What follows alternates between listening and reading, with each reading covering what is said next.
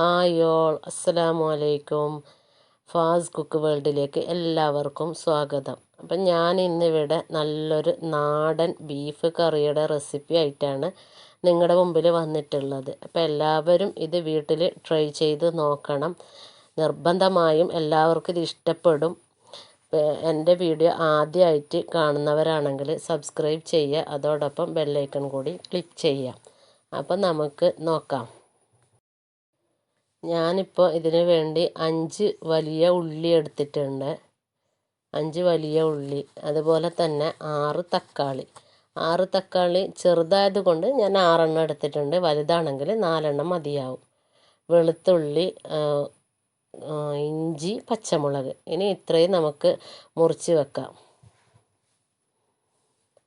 ഇപ്പം ഞാൻ 5 നീരുള്ളി മുറിച്ചെടുത്തത്, അതുപോലെ തന്നെ ഇഞ്ചി, വെളുത്തുള്ളി, പച്ചമുളക് പേസ്റ്റായി അരച്ചെടുത്തത്, തക്കാളി, കറിവേപ്പില, വറുത്ത് ക്രഷ് ചെയ്തെടുത്ത മുളക്, വറുത്ത് നൈസായിട്ട് അരച്ചെടുത്ത മുളക്, മല്ലി വറുത്തരച്ചത്. അടുത്തത് മീറ്റ് മസാല, മഞ്ഞൾപ്പൊടി,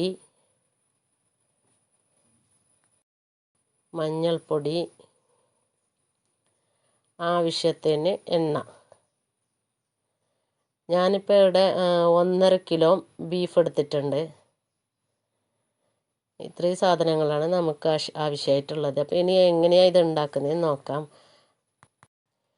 ഞാനിപ്പോൾ കുക്കറിലാണ് ബീഫ് കറി ഉണ്ടാക്കുന്നുള്ളത്. അപ്പോൾ കുക്കർ വെച്ച് കൊടുക്കുക അടുപ്പത്ത്. അത് ചൂടായതിന് ശേഷം അതിലേക്ക് എണ്ണ ഒഴിച്ചു കൊടുക്കുക. എണ്ണ നല്ലപോലെ ചൂടായതിന് ശേഷം നമുക്കതിലേക്ക് മുറിച്ച് വെച്ച ഉള്ളി ഇട്ട് കൊടുക്കാം. ഉള്ളി മുഴുവനായിട്ട് ഇട്ട് കൊടുക്കണ്ട, കുറച്ച് മാറ്റി വെക്കുന്നുണ്ട്. അത് നമുക്ക് അവസാനം ഇട്ട് കൊടുക്കാനുള്ളത് കൊണ്ട് കുറച്ച് ഉള്ളി ഞാൻ മാറ്റി വെക്കുന്നുണ്ട്. ഇനി ഇതൊന്ന് വഴറ്റിയെടുക്കാം.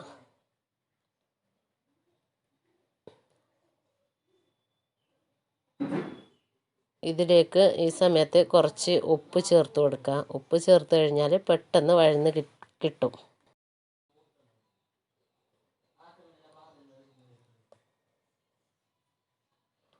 ബ്രൗൺ നിറമാകുന്നത് വരെ വഴറ്റേണ്ട ആവശ്യമൊന്നുമില്ല. അതായത് ഇതുപോലെ വെന്ത് കിട്ടിയാൽ മതി.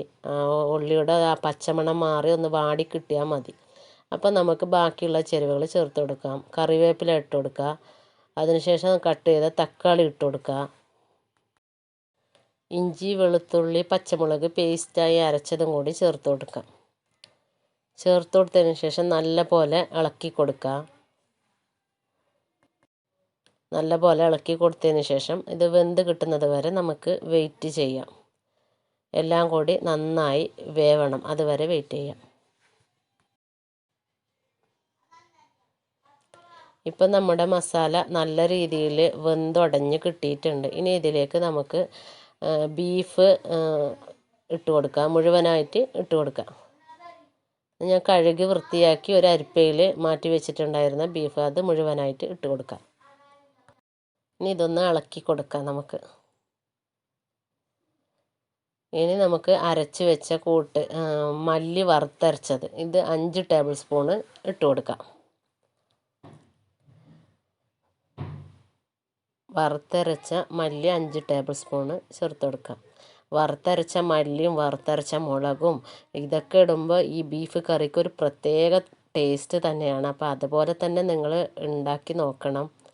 ഇനി നമുക്ക് വറുത്തരച്ച് വെച്ച മുളക്, അത് 2.5 ടേബിൾ സ്പൂണ് ഇട്ട് കൊടുക്കാം.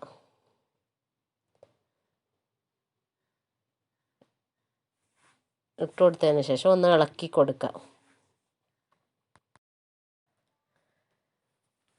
ഞാൻ 2 ടേബിൾ സ്പൂണ് കുരുമുളക് പൊടി ചേർത്ത് കൊടുക്കുന്നുണ്ട്. അപ്പോൾ എനിക്ക് അത്യാവശ്യം എരിവ് ആവശ്യമുള്ളത് കൊണ്ട് ഞാൻ 2 ടേബിൾ സ്പൂണ് ചേർക്കുന്നുണ്ട്.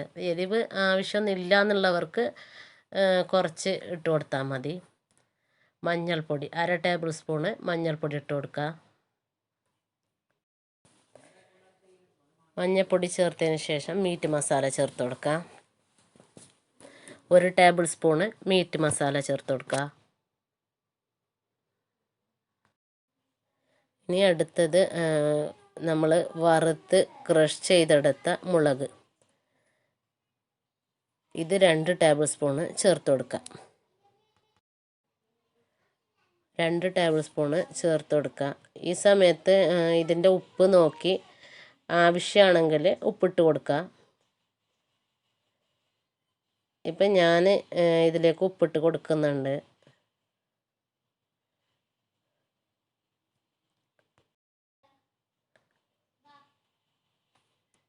ഇത് ഞാൻ നേരത്തെ വറുത്തരച്ചെടുത്ത മുളകിൻ്റെ മിക്സി കഴുകിയ വെള്ളം, അതും കൂടി കുറച്ച് ഒഴിച്ചു കൊടുക്കുക. മുഴുവനായിട്ട് ഒഴിക്കണ്ട, കുറച്ച് ഒഴിച്ചു കൊടുക്കുക. എന്നിട്ട് നല്ല പോലെ ഒന്ന് മിക്സ് ചെയ്യാം.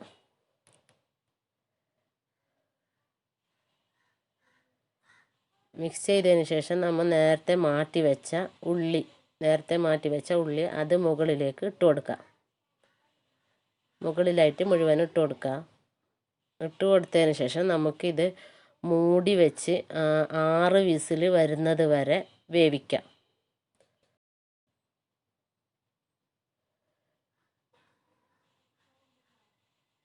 6 വിസിൽ വന്ന് കഴിഞ്ഞിട്ടുണ്ട്. ഇപ്പം നമ്മുടെ ബീഫ് കറി ഏകദേശം റെഡിയായി വന്നിട്ടുണ്ട്. കണ്ടില്ലേ, നല്ല രീതിയിൽ വെന്ത് കിട്ടിയിട്ടുണ്ട് നമ്മുടെ ബീഫ് കറി.